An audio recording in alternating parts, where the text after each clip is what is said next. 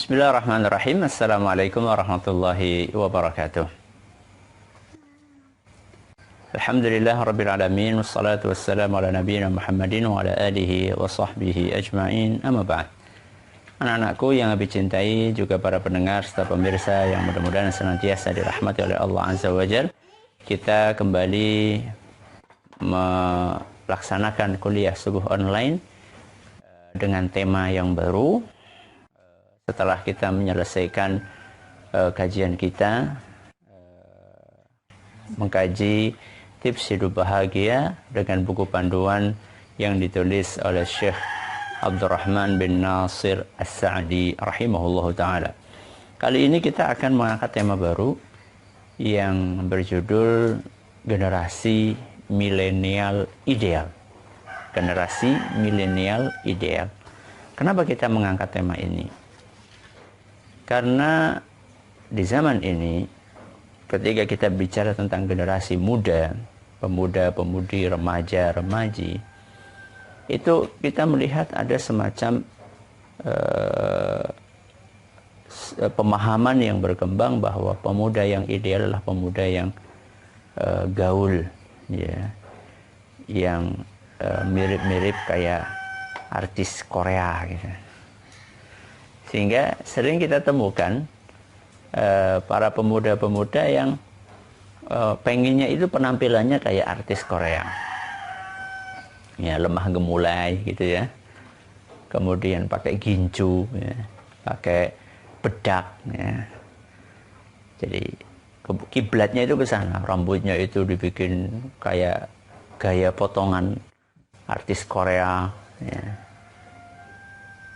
Itulah yang banyak terjadi.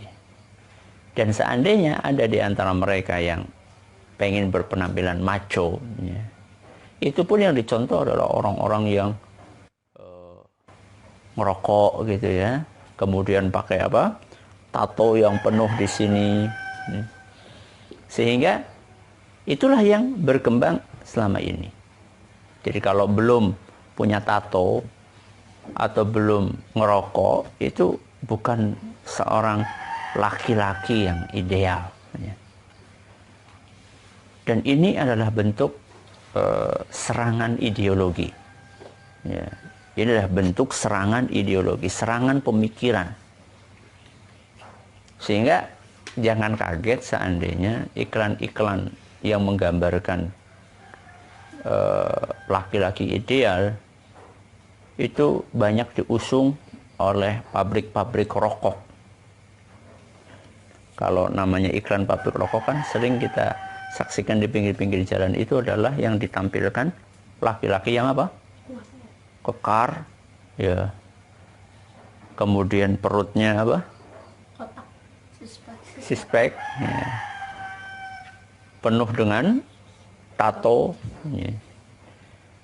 Jadi seakan-akan perokok itu seperti itu gitu loh. Padahal itu adalah pembodohan publik, ya.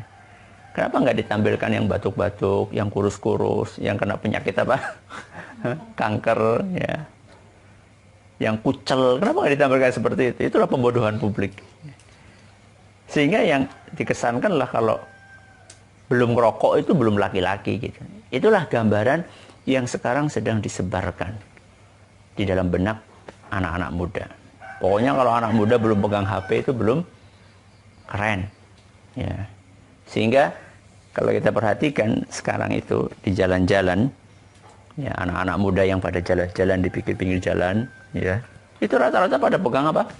HP, dan merasa bangga. Oh, saya udah bisa pegang HP. Padahal berapa persen HP yang dia miliki digunakan untuk kebaikan?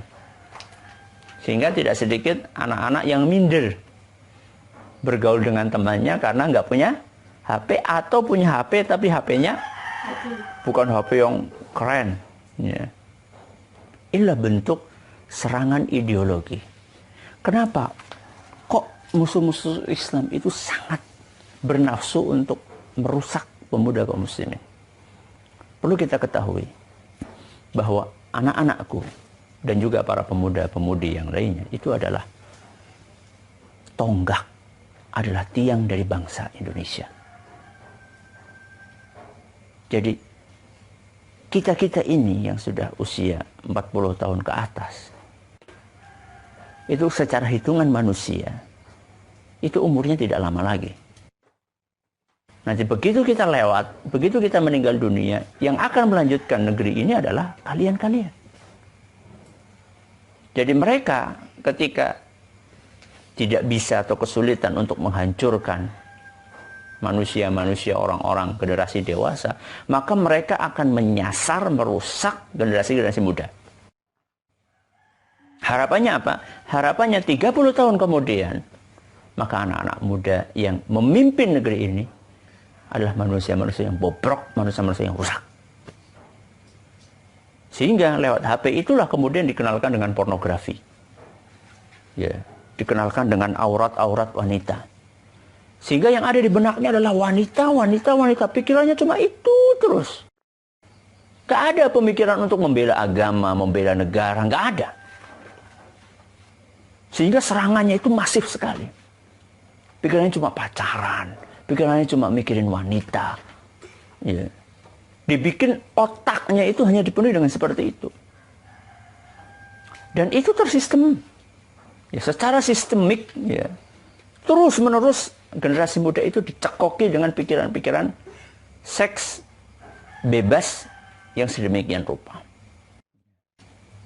Padahal kalau kita lihat generasi muda yang ideal, itulah generasi muda yang dicontohkan oleh ulama-ulama salaf kita.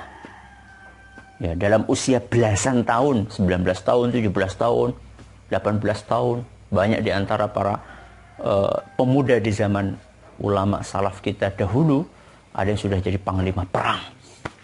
Siapa? Usamah bin Zaid. Ya. Bayangkan usia cuma belasan tahun. Ya. Ada yang sudah jadi mufti. Ya. Ahli fatwa. Kalau sekarang mungkin adalah ketua MUI. Ya. Padahal usianya baru berapa? Belasan tahun. Ada yang menaklukkan benteng Konstantinopel.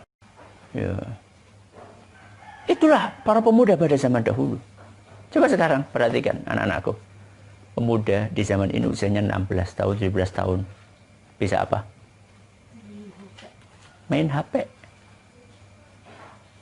Kalau ada masalah, gimana? Stres. Pasang update status, galau. Itulah pemuda di zaman ini. Ya. Dan itulah yang diinginkan oleh musuh-musuh Islam. Dahulu usia 17 tahun, 18 tahun sudah bisa memimpin pasukan perang yang jumlahnya ribuan tentara. Ya.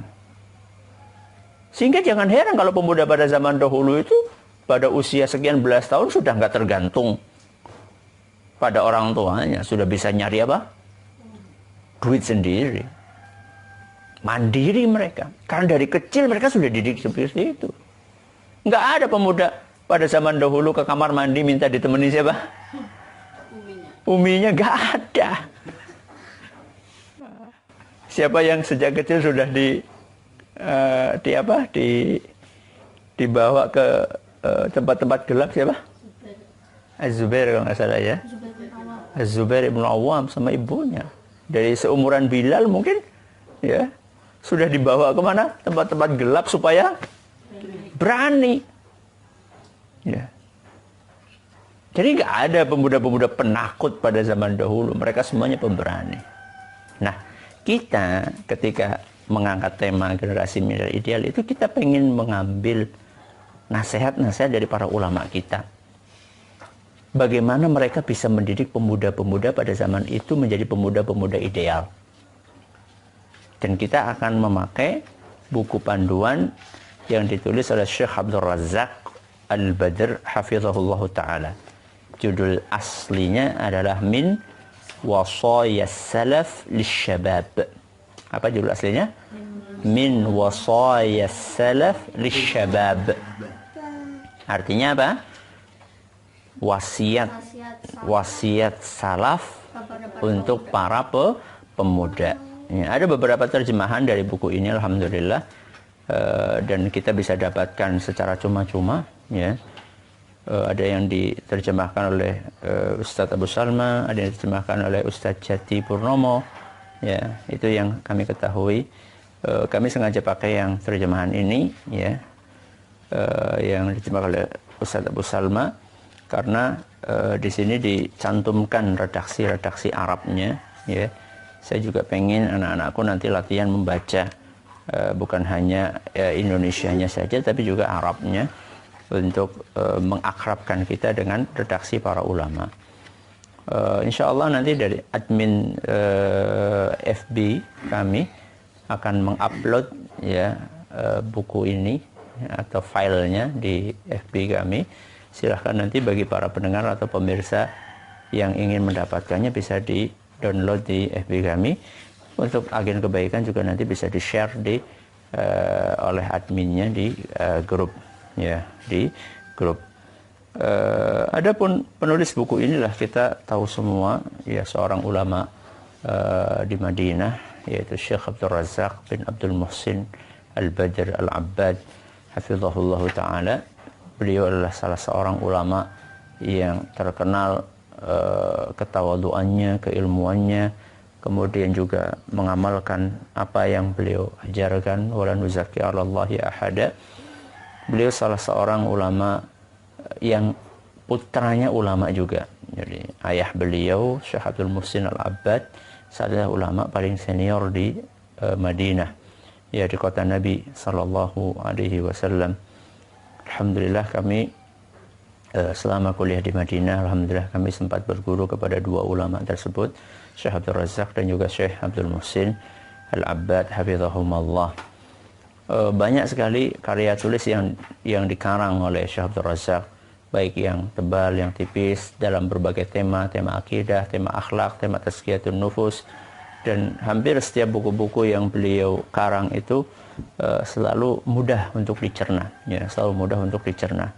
Alhamdulillah kita juga sampai sekarang masih mengkaji buku beliau, fikih doa dan zikir, fikul adiyati wal adhkar, ya, sudah masuk seri 160-an atau 170-an alhamdulillah. Dan masih banyak lagi buku-buku yang beliau tulis, dan ceramah-ceramah beliau di YouTube banyak juga. Beliau juga rutin untuk datang ke Indonesia, ya, hampir setiap tahun, bahkan kadang-kadang setahun sampai 2 kali, berkali-kali ngisi di Masjid Istiqlal dengan diterjemahkan oleh para ustaz-ustaz kita.